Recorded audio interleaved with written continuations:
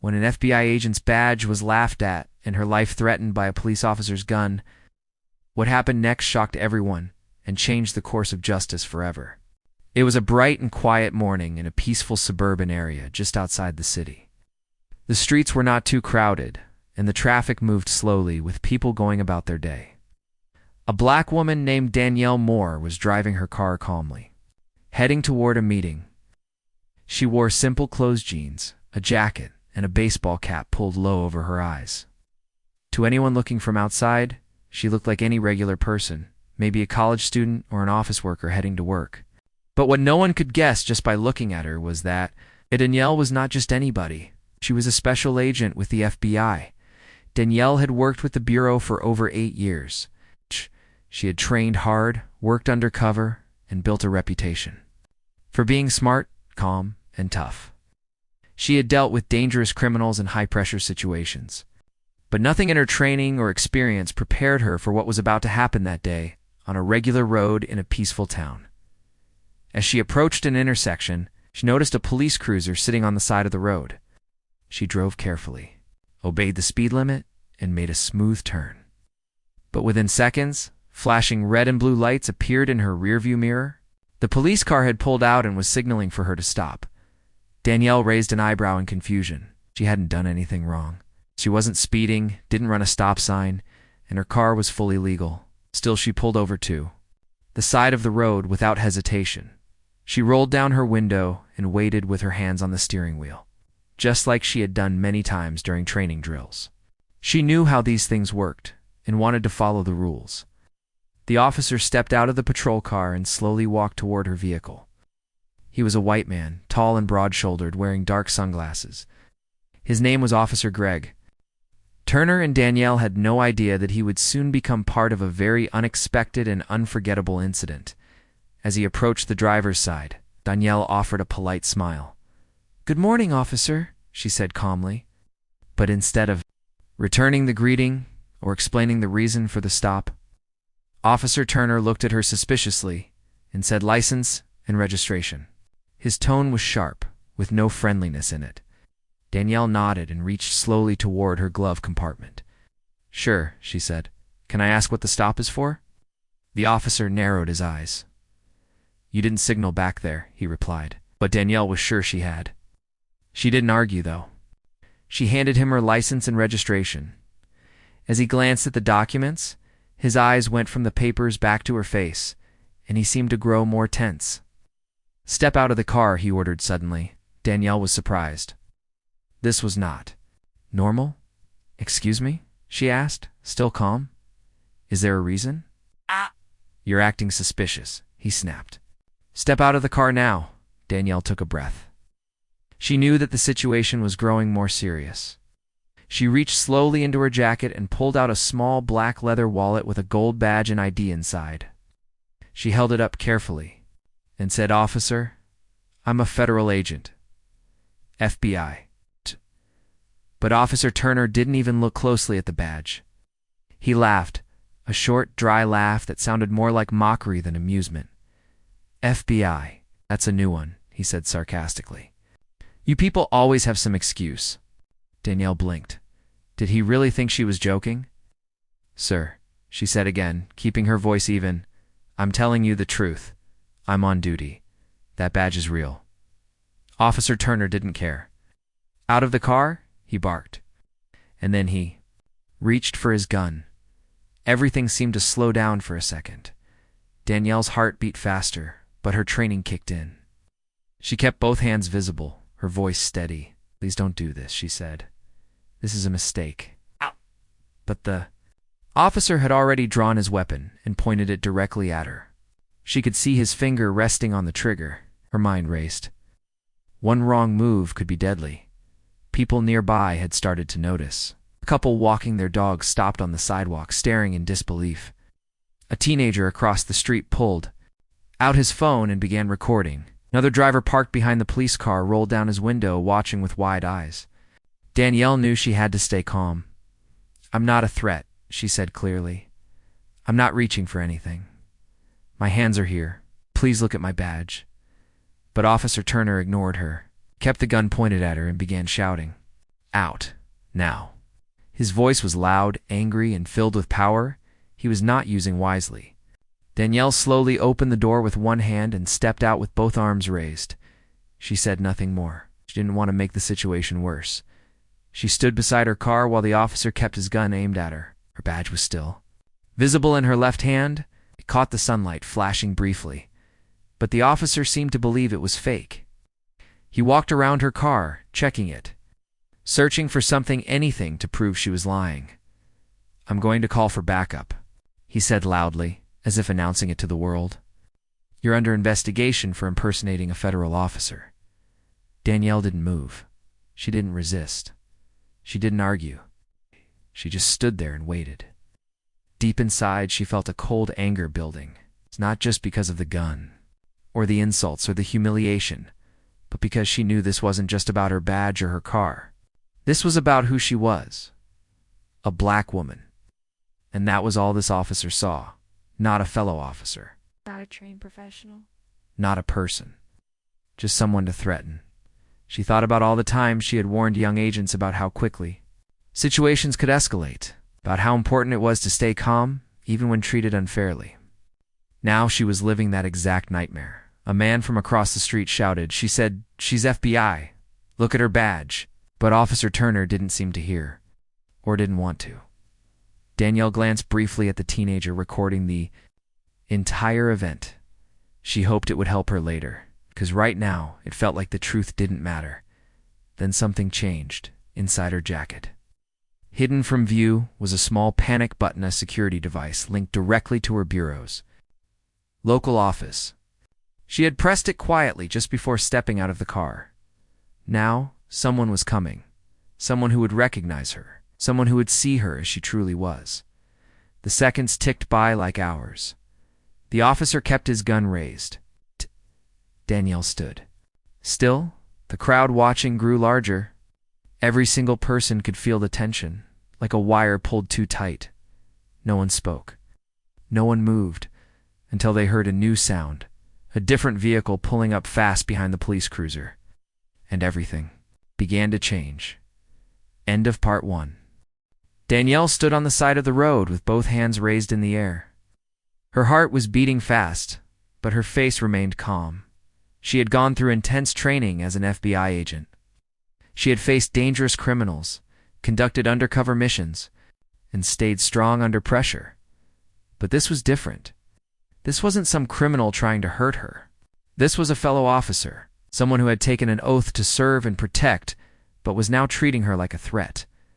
The officer, Greg Turner, was still holding his gun, pointing it at her chest.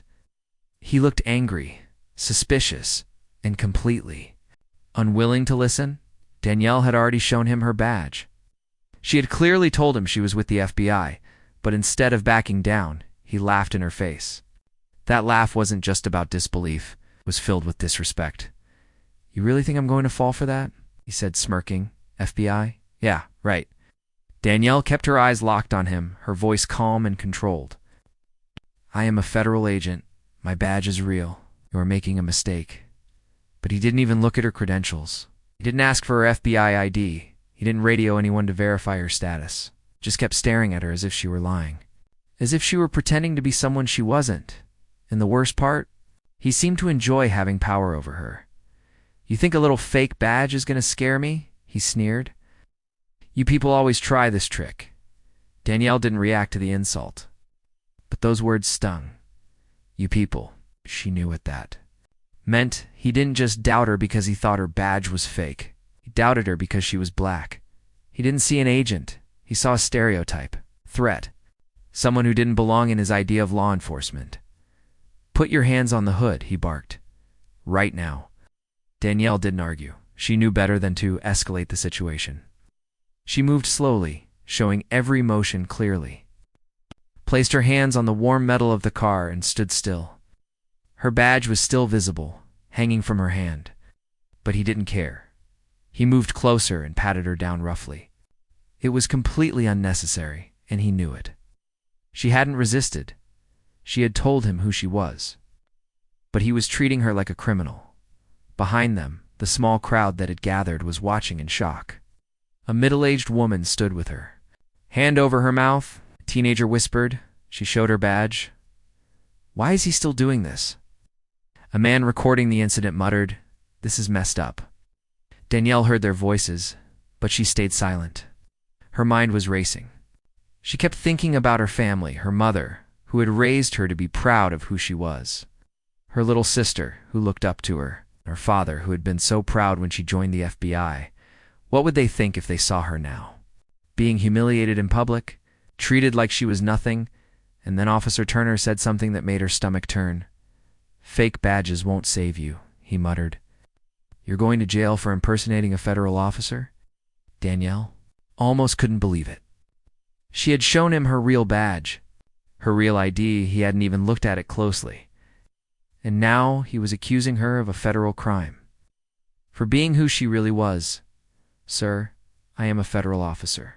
You can call and confirm." "Please check my ID," she said again, trying one more time. But he didn't even glance at it. He laughed again, like it was some kind of joke. Like her entire identity was a lie. "You've got guts. I'll give you that," he said, shaking his head. "But you're not FBI. Don't waste my time." His voice was loud and full of sarcasm. He was enjoying the moment, feeling powerful, thinking he had caught someone in a big lie. He didn't realize that he was digging a deep hole for himself, that every word, every action was being recorded by the people standing nearby. Danielle kept breathing deeply, trying to stay calm. She had pressed her silent panic signal earlier, the one all agents carry. It sent her location to the nearest FBI field office and marked the situation as urgent. She just had to trust that someone was coming. But in that moment, standing there with a gun pointed at her, surrounded by strangers watching her humiliation, it was hard to feel hope she had. Spent her career fighting for justice. Now she was the one being judged, simply because someone refused to see the truth. As she stood there, something else became clear to her. Officer Turner wasn't just suspicious. He was enjoying this. He seemed excited by the power he had. By the way he could control her with his weapon and his words. There was no fear in his eyes, only arrogance. Danielle had worked with hundreds of officers in the past. She knew what professionalism looked like. She had partnered with local police. Departments on investigations helped train officers in crisis management, and even led workshops on identifying bias. She believed in law enforcement. But this was the side people warned about, the kind of officer who didn't listen, who didn't care, who saw color before character. A car passed slowly on the road, the driver staring at the scene. Danielle wondered how it looked from the outside. It's a black woman in plain clothes being held at gunpoint, a white cop barking orders, her badge glinting in the sun but being ignored. The seconds dragged on. She didn't know how long she had been standing like that, hands on the car. Badge in her hand, surrounded by silence and disbelief. Then the officer made another move. He reached for his radio and began calling for backup. "Got a suspect here," he said, his voice full of confidence. "Claiming to be FBI? I'm requesting assistance." He wasn't asking for verification. He was reporting her like she was a criminal, like she was lying. Danielle clenched her jaw but said nothing. Wanted to scream? To tell him how wrong he was? To shout her badge number and demand justice? But she knew the rules. She had to wait. Wait for someone who knew the truth to arrive. Just then the crowd began murmuring again. Someone pointed down the road. Danielle turned slightly and saw black SUV speeding toward them. Her heart lifted slightly. She recognized the vehicle. It belonged to the FBI. Relief rushed through her. Someone had responded to her distress signal. The SUV came to a sharp stop behind the police cruiser. A tall man in a dark suit stepped out quickly. His face was serious, his steps fast and direct. Danielle knew him, Agent Ramirez, one of the senior agents in her field office. As he approached, Officer Turner turned to him with suspicion. "This is a police matter," he said quickly, still holding his weapon. Agent Ramirez didn't even slow down. "Lower your weapon now." A firmness in his voice made everyone freeze. Officer Turner looked confused. "What?" "That's a federal agent you're pointing your gun at," Agent Ramirez said, stepping between them. Her name is Special Agent Danielle Moore, and you are in very serious trouble. The entire mood of the scene shifted in an instant. Officer's smirk disappeared, his confidence cracked. He looked at Danielle again, really looked this time, and finally seemed to notice the badge in her hand. Wait. What? He mumbled. You didn't verify her ID? Agent Ramirez asked sharply. You didn't check her badge? She said she was FBI officer, Turner stammered. I thought she was lying. Agent Ramirez took the gun from Turner's hand and secured it. You thought wrong, he said coldly. You pulled a weapon on a federal agent who showed you her credentials. You ignored protocol. You ignored her rights. And you did it in public. The crowd was silent. Danielle lowered her hand slowly. She was shaking inside, but she didn't. Show it. She looked at Turner, who was now pale and speechless. Agent Ramirez turned to her. Are you all right? She nodded. Yes, thank you for coming. He looked back at the officer. You're done, he said. Put your hands behind. You're back. And just like that, in front of the same crowd who had watched Danielle be humiliated, the police officer was now the one being cuffed. The people watching began to clap quietly, some cheering. The man recording whispered, "This is justice." Stood there, breathing deeply, watching as the officer who had laughed at her badge was now being taken away. In just 2 minutes, everything had changed. Danielle stood still beside her car, watching the scene unfold in front of her. She had never expected her morning to turn into a moment like this. Only minutes ago, she had been treated like a criminal hand on her car, badge ignored, a gun pointed at her chest. And now, the officer who had humiliated her was standing in handcuffs, silent and pale. While Agent Ramirez handled the situation with complete control, people were still gathered around. Some had their phones pointed at the scene. Others were whispering to each other, shaking their heads. The air was heavy with a strange mix of shock and relief. A few people clapped softly when Officer Turner was cuffed, but most were too stunned to react. Agent Ramirez kept his hand firmly on the officer's shoulder. His face was tight with anger. Turner, do you have any idea what you've done? He asked, his voice low but intense. Officer Turner looked like he didn't know how to respond. His confidence had disappeared. His mouth opened and closed, but no words came out. Danielle slowly stepped forward, her hands now by her sides. She looked directly at the man who had pointed a gun at her, and for the first time she saw fear in his eyes. Not the kind of fear people feel when they're in danger, but the kind that hits when someone realizes they made a terrible mistake in public. With witnesses and consequences, she kept her voice steady. I told you who I was. I showed you my badge. You didn't listen. Turner stared at the ground. He didn't argue. He didn't apologize. He just stood there, cuffed and quiet. Agent Ramirez looked at Danielle. We're going to take this from here. You did everything right. Danielle nodded. She felt numb. There were too many emotions inside her refuliation, relief, pride. But she kept her face calm, just like she always did in dangerous situations. More FBI vehicles arrived at the scene. One agent started speaking with the people nearby, taking witness statements. Another collected body camera footage from Officer Turner. A third agent gently approached Danielle and asked if she needed medical help or wanted to sit down. I'm okay, she replied softly. Just tired. A man from the crowd stepped closer. Ma'am, he said kindly, I saw the whole thing. I recorded everything on my phone. If you need the video, I can give it to the FBI. Danielle smiled, just a little. Thank you, that means a lot. The man nodded and passed his contact information to one of the agents. The other witnesses followed. Everyone seemed eager to help. They had all seen something they couldn't forget: a black woman, calm and respectful, being treated like a criminal just because of how she looked. The agents placed Officer Turner in the back of a government SUV. His patrol car was being inspected, and his firearm was already taken away. His badge had been removed. Everything he had used to show authority had now been taken from him. It was clear he understood what that meant. Danielle sat on the curb for a few minutes, finally letting herself breathe deeply. For the first times since the stop began, she allowed her body to feel the tension. Her hands shook slightly, and she felt the pressure in her chest begin to loosen. It was like holding her breath for too long and finally being able to let it out.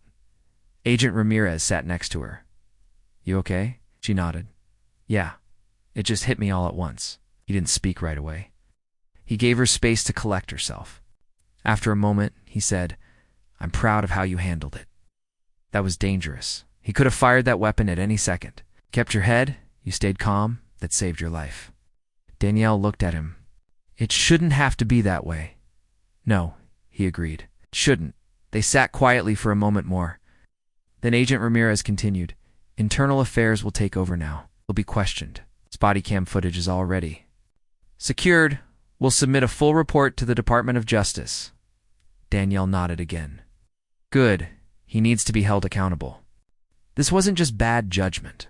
This was bias. This was abuse of power." Agent Ramirez didn't argue. "I agree." They stood up together and he asked, "Do you want to go back to the office or head home for the day?" "Want to finish." "My work," Danielle said firmly. "I don't want him to take my day from me." Ramirez smiled gently. "That's the spirit."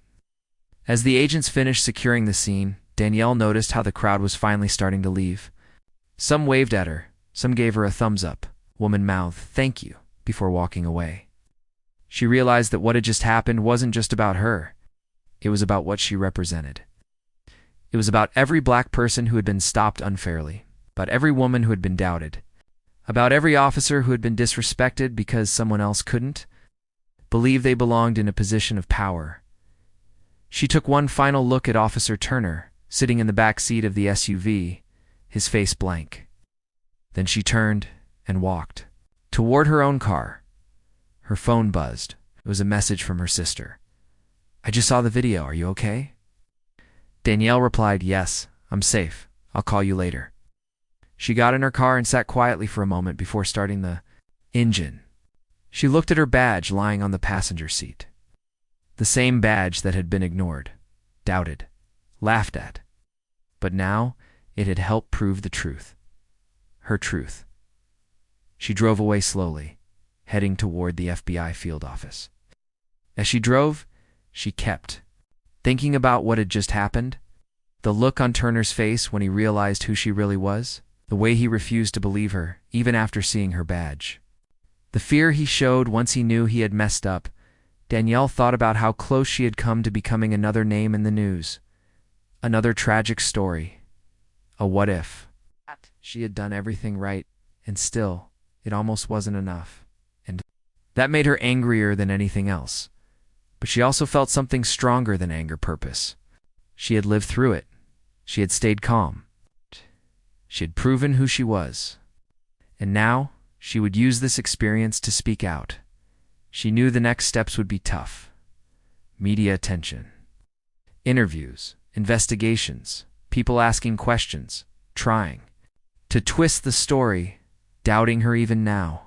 But she was ready. She wasn't afraid. Not anymore. Back at the field office, her co-workers welcomed her with quiet nods and looks of concern.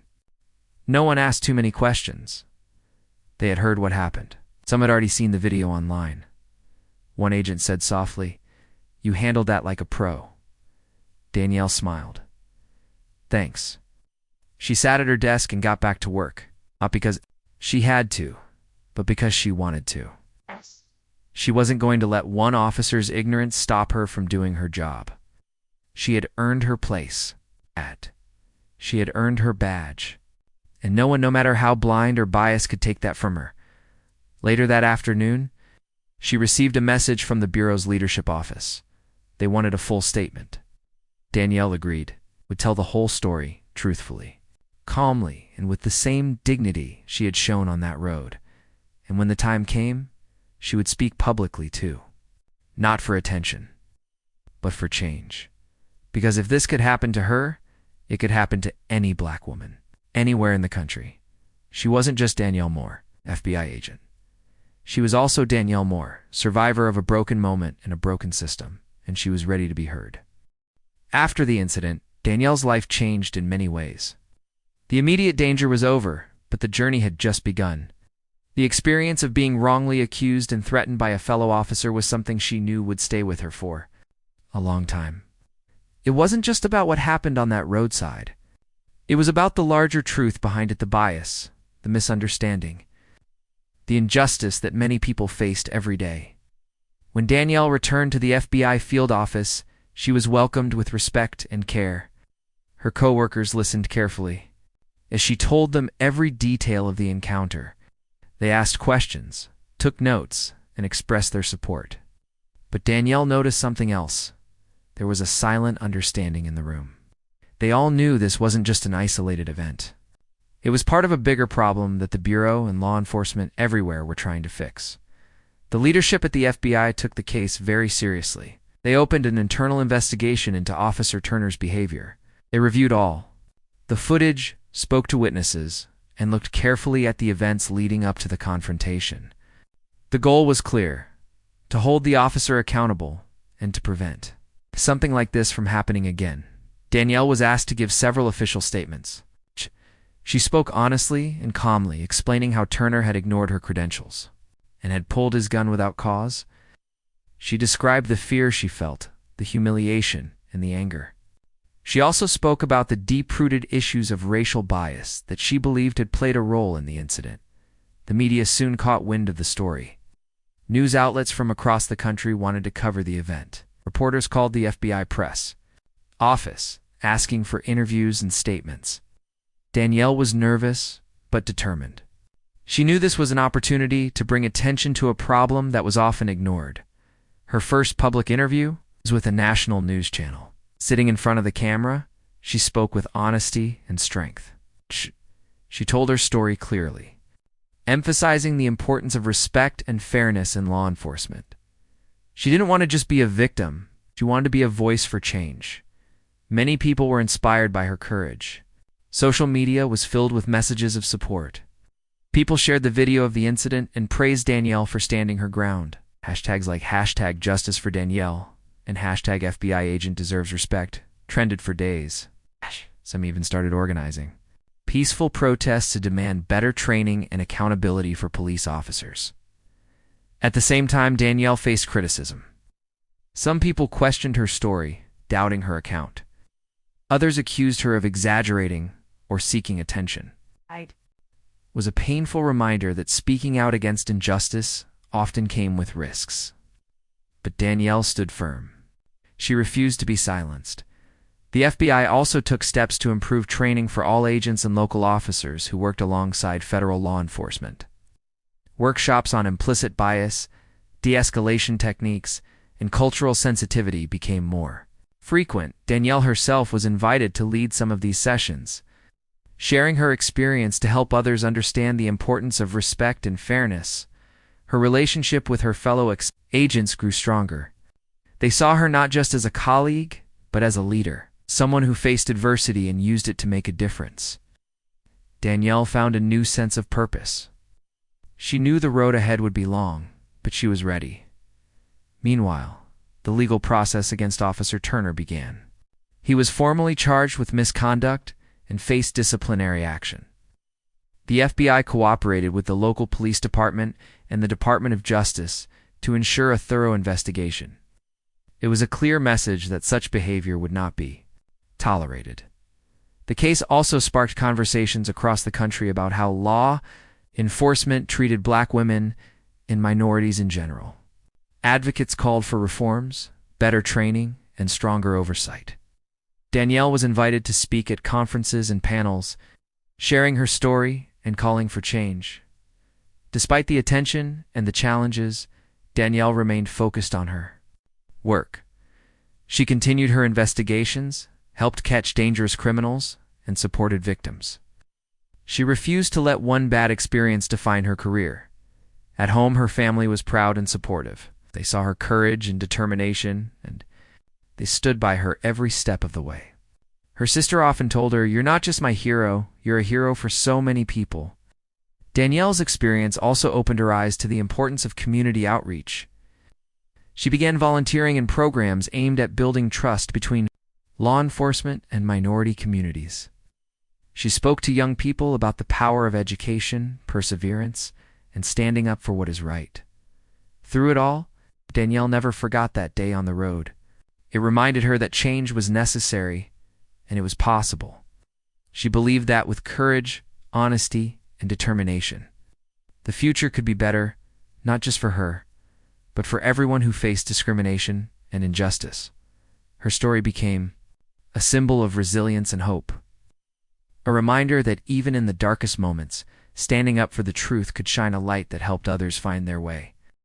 The days after the incident passed quickly, but they were filled with important moments for Danielle. She was no longer just an FBI agent doing her routine work. She had become a symbol, a voice for many who had suffered in silence. Her story was now out in the world, and it touched many hearts. One morning, Danielle arrived at the FBI office earlier than usual. The news about the case was everywhere, on TV, social media, newspapers. People were talking about it in offices, schools, and homes. For Danielle, this was a new experience. She had always focused on her work quietly, but now she was being asked to speak, to explain, and to inspire.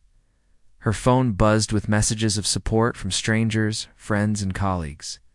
Some offered encouragement, others asked for advice.